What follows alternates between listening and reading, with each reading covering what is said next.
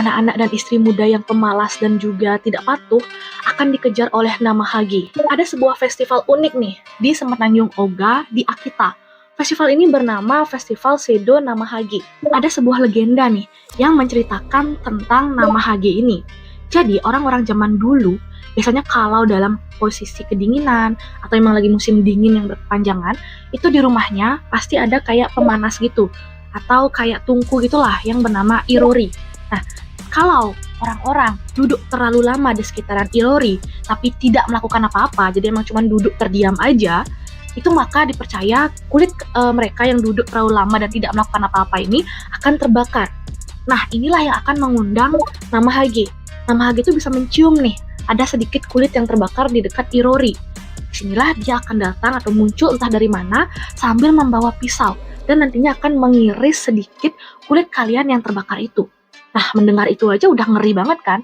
Karena ada cerita inilah jadinya orang-orang enggan atau nggak mau berdiam lama di dekat irori sambil bermalas-malasan atau cuman diam aja. Kalaupun mereka ingin menghangatkan diri di dekat irori, mereka itu akan sambil belajar atau lakukan kegiatan lain lah supaya si Namahage ini nggak datang dan menghantui mereka. Di acara festival Sedo Namahage ini, biasanya orang-orang yang berpartisipasi itu akan menggunakan kostum Namahage, yaitu kayak topeng oni, terus kayak baju ada jerami-jeraminya gitu. Nanti mereka akan turun dari pegunungan, lalu kayak membawa obor gitu, terus akan mencari atau bisa mencium nih anak-anak yang nakal dan tidak patuh dengan orang tuanya. Di sini juga mereka akan mencari istri-istri muda yang kayak nggak mau mengikuti aturan gitu.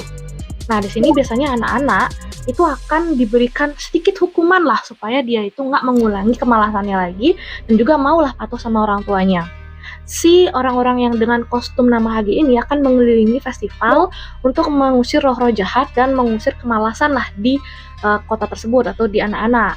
Nah, biasanya kalau misalnya mereka lewat nih ya, nantinya akan ada beberapa jerami yang jatuh dari baju si orang yang menggunakan kostum Namahage ini.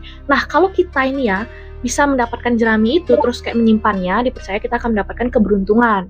Tapi nggak sedikit juga sih orang-orang yang maksa gitu ngambil jerami dari orang yang menggunakan kostum Namahage ini. Nah, itu salah ya, itu nggak boleh. Jadi kita tuh nggak boleh maksa ngambil, kita harus nunggu sampai ada yang jatuh atau kayak memang tergesek dan akhirnya ya harus lepas dari si kostum itu. Gimana menurut kalian? Ini unik sih karena ada berbagai cara untuk menghilangkan kemalasan di diri anak-anak.